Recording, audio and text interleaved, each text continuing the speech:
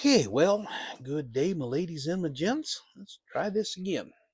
See if I can keep it below 10 minutes. Whoops. Start with, you can see that I've got a lot of stuff painted together, almost ready for assembly, but I still need to do clear gloss on a lot of this stuff here. The paint, Tamiya X5 green acrylic.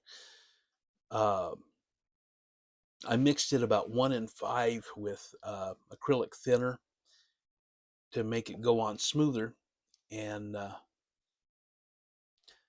for the grill, I dechromed it with that purple power.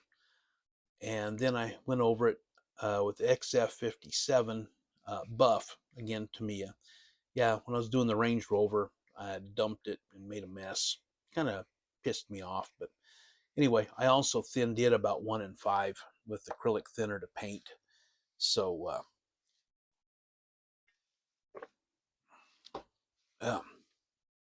needed a sip of water before I started coughing. Excuse me. So that went on a lot smoother. Then I just went over it with a little bit of flat black for the grill, and then Tamiya or not Tamiya, Molitor chrome over the detail parts. That needs a coat of clear. The body, and then a little bit inside. The one thing that I don't like about this is here's your interior door panel. It's molded right into the side of the body. You got a little bit of just a hint of molding, whoops, for the window crank and the door handle pull. So a little bit of paint on it, and if you really want to get serious about it, you can use some of the aftermarket 3D resin or even cast resin or metal cast parts that are out there available for it. So, but door handles, yeah, okay, they work. If you wanted to get more accurate, you could shave them off and put some better ones on. And I can see that I smudged the chrome a little bit. But I did a little bit of stuff inside. Windshield wipers are pretty well molded on. Again, I can see where I need to put a little bit more chrome on it, then let it dry before I do that. The bed, I've done a couple of videos on the how to do wood grain, and the mount keeps drifting. Don't know why. But to do that, I used the upside down, the wood brown Revell. It is not exactly that nice a color, but it's a real good basis for, it's kind of light, but it's a real good basis for wood deck. The molding for this, let me see if I can zoom it a little bit. You can actually see some of the molding, really nice wood grain in there. But well, what I did was I painted the wood grain, put the fenders on, painted the rest of the body green, went through with the Behr BEHR wood stain, water-based wood stain. I think that color I had is chestnut, I think it is. And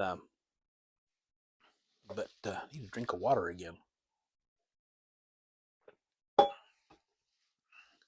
But I went through over that, put a couple of coats on it. Like I've said in the other videos, you don't really want to put it on smooth and get it real even. You want it varied. You want it kind of messy because you want it a little bit more wood grain. Then I went through, masked it, painted the little runners green. The pickup I'm modeling this after has green on that. I thought it looked really sharp. Interestingly, the shocks on this puppy are chrome. So I dumped them in the purple power, dechromed them, and painted them up. Look a lot better. Here's the other one. I have to go look. Oh, no. Anyway, one thing I'm using instead of the kit engine, I'm using a VCG Resin Flathead. Painted with craft acrylic. Yeah, there's your distributor. I'm really thinking I'm just going to, because I'm doing this more or less out of the box, I'm thinking about not even fighting with the wiring, but I am going to put, of course, the radiator hoses on it, but I'm not really thinking about not dealing with the wiring, the spark plug wires. I'll plop it in there. And if I do that, then I'm also going to need to do something with the fuel line, and I don't want to do that. And, got an oil. This comes with an oil cleaner, and I'm not quite sure how I want to mount that up. So, but anyway, but because I'm using this instead of the kit engine, there we go.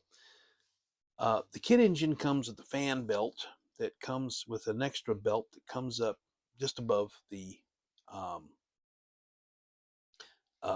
distributor, which matches up real nice with the radiator. You can see where I've cut out the fan shroud, and because it would go in real nice, just like right there.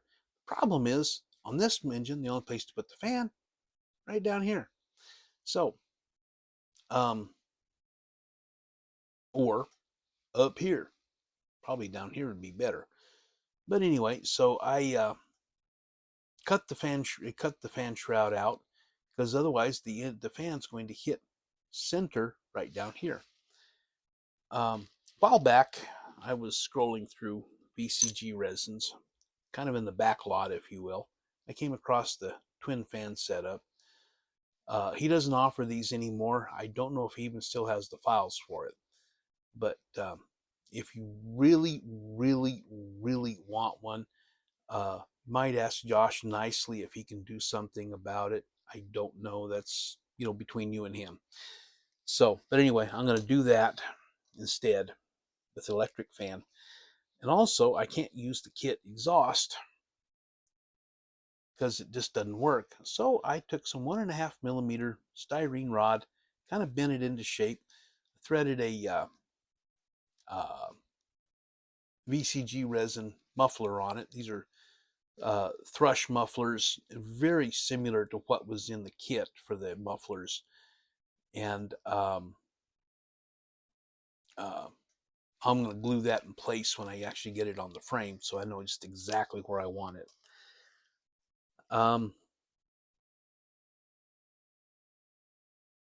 Let's see.